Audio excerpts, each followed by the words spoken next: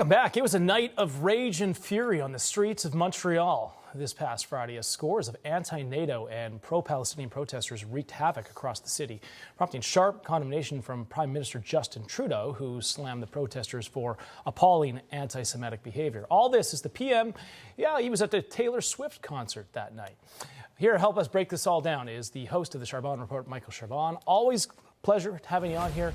Michael, what do you make of this? I mean, we know that these protests have been all over the world, but were you shocked to see that this happening play out in Montreal? Well, Canada is a microcosm of the rest of the world. We have dissidents here, too. I think one of the best quotes I heard was when Donald Trump said, if you're here protesting and you're not here illegally, you should be deported. I think that's the kind of rhetoric that should be spoken up here. Trudeau doesn't want to upset too many people. He's in the ditch in the polls, and the immigrant vote for him is very important. But this is deplorable. Anti-Semitism has no place anywhere, and pro-Palestinian protests where they start destroying. If you want to wave a flag and run around and yell and stop traffic, I guess that's part of what freedom all is. But when you start destroying public property, that's got no place in it. And that kind of politics you don't want to see on the streets or in your country, John. And this also comes as Prime Minister Trudeau. He said that he was willing to arrest Israeli Prime Minister Benjamin Netanyahu if he ever steps foot on Canadian soil. Of course, this is after the ICC issued an arrest warrant for Netanyahu and his former Israeli defense minister for war crimes. What does it mean, though, to have this kind of threat come from Canada? What is Trudeau trying to... What optics is he trying to put on here?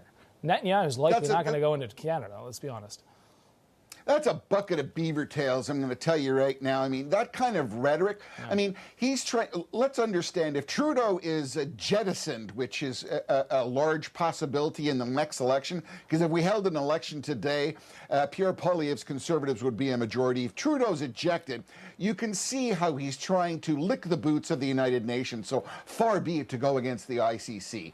I mean, there are many people in this country that absolutely are shocked by that, and the people on the ICC, who are they? I mean, are they elected? Like, who do they represent? How dare they say this? I mean, it's absolutely ridiculous. And I'm embarrassed, as many other Canadians are, at that statement from Trudeau, John. Just how out of touch is Trudeau? It seems like every week he come on and I'm shocked as to something he's done or something he's said.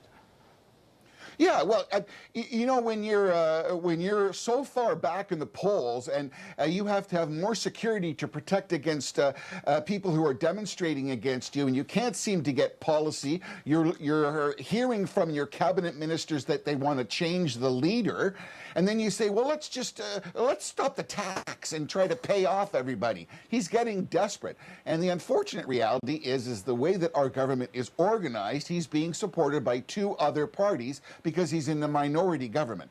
So we're in a bit of a problem until probably February or March to be able to get this guy in a position where the country can make a decision on what they want to do. Yeah, I want to get back to that story we were just talking about. He's lifting the federal sales tax off a number of items, and he's sending checks to millions of Canadians dealing with the rising costs. Is that what's happening? We used to call that payola, right? You know, yeah. 18.7 million Canadians are probably going to receive a check for $250. And for the next 3 months, he's going to stop the GST and the HST. So when you buy your booze or your Christmas gifts or certain other items, you don't have to pay the GST or the HST. So here we are, someone trying to curry votes by eliminating taxes. Where have we heard this before, John? It's you know, I mean, come on. It's absolutely ridiculous. It is. Ridiculous and offensive. Trudeau and President-elect Trump, they're going to have to negotiate here a trade deal where trading with Mexico could soon be a thing of the past. Your thoughts? How is Trudeau and Trump, how do you see the relationship going? So the big crux here is Mexico is being accused of importing cheap Chinese goods and slapping a Made in Mexico sticker on them. Last time Trump was in, I believe Mexico had a tax put on them, or a tariff, I should say, of 25%, and he's threatening now 10% on Canada. We're hoping that the new Ambassador Hoekstra is going to negotiate a carve-out for Canada. But the situation is that Trump and Trudeau are diametrically different. I mean, Trudeau's hold hands, sing kumbaya and woke, and Trump's like saying, let's realign things. I mean, here's I was just going to compliment you, John, and Chris Ruddy at Newsmax. Can you imagine that Huckabee now is in the inner circle, and so is Gorka? Congratulations to Newsmax, John. Well, you appreciate. Thank you very much. It's, yes, a feather in the cap, as they say, to have some of these as part of the administration. Thank you so much. We appreciate you coming on. Michael Chabon, always a pleasure. We'll see you next Sunday.